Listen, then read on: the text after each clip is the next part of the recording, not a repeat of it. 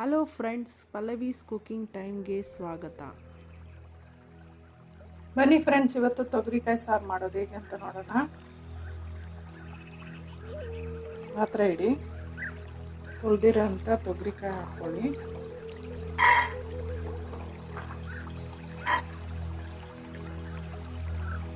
ನೀರು ಹಾಕ್ಕೊಳ್ತಾ ಇದ್ದೀನಿ.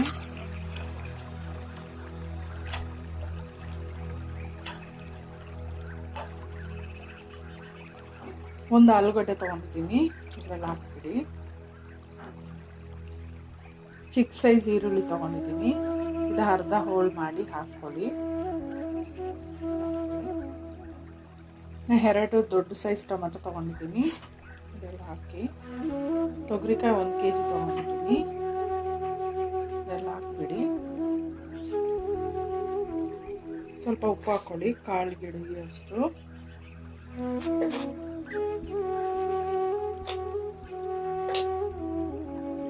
ಚೆನ್ನಾಗಿ ಮಿಕ್ಸ್ ಮಾಡ್ಕೊಳ್ಳಿ. 10ರಿಂದ 15 ಕಾಳು ಬೇಯೋವರೆಗೂ ಈ ತರಕಾರಿ ಎಲ್ಲ ಬೇಯಬೇಕು. ಇದೆಲ್ಲ ಬೇಯೋವರೆಗೂ ಸ್ವಲ್ಪ ಬಿಡಿ, ಪ್ಲೇಟ್ ಮುಚ್ಚಿಡಿ.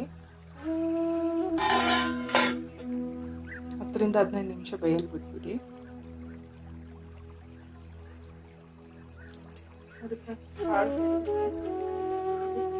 ಸಾಫ್ಟ್ನೆಸ್ ಆಗಬೇಕು.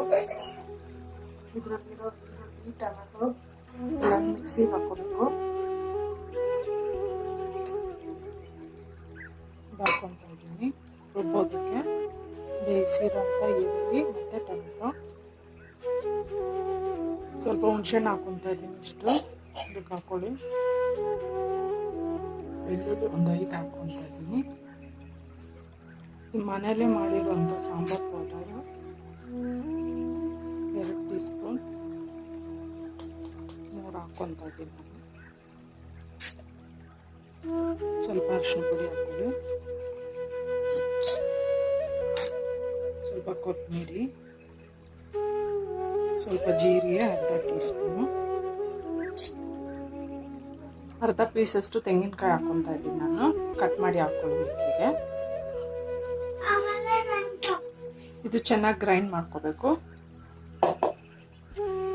3 ಗುಂಡು ಬದನೆಕಾಯಿ ತೊಗೊತಾ ಇದ್ದೀನಿ.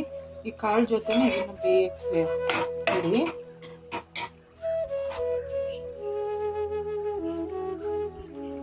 ಬದನೆಕಾಯಿ ಸ್ವಲ್ಪ ಬೇಯಲಿ. ಬೆಂದ ಮೇಲೆ ಮಸಾಲ ಹಾಕ್ಕೋಬೇಕು. ಸಪ್ರೇಟಾಗಿ ಒಗ್ಗರಣೆ ಮಾಡ್ಕೋಬೇಕು.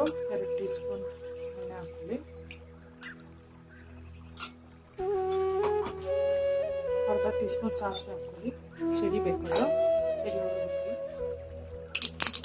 ಸ್ವಲ್ಪ ಕರಿಬೇವು,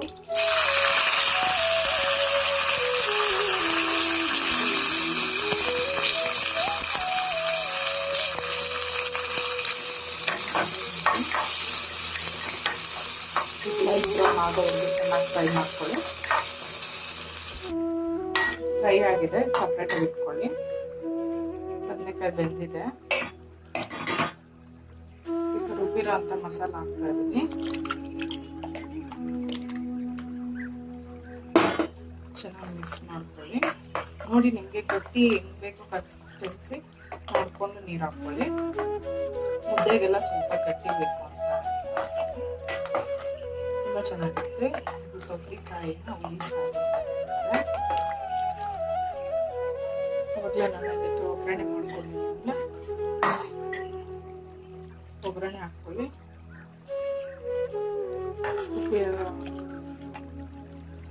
ಒಗ್ಗರಣೆ ಹಾಕಿ ಚೆನ್ನಾಗಿ ಮಿಕ್ಸ್ ಮಾಡ್ಕೊಳ್ಳಿ. ಬೇಯಲು ಬಿಡಿ.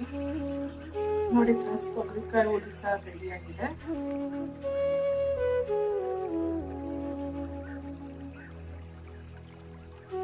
Thank you for watching this video. ನನ್ನ ಚಾನಲ್ ಸಬ್ಸ್ಕ್ರೈಬ್ ಮಾಡಿ, ಪಕ್ಕದಲ್ಲಿರೋ ಬೆಲ್ ಬಟನ್ ಪ್ರೆಸ್ ಮಾಡಿ. ಇದರಿಂದ ಹೊಸ ವಿಡಿಯೋ ಹಾಕಿದ ತಕ್ಷಣ ನಿಮಗೆ ನೋಟಿಫಿಕೇಶನ್ ಬರುತ್ತೆ. Thank you, bye.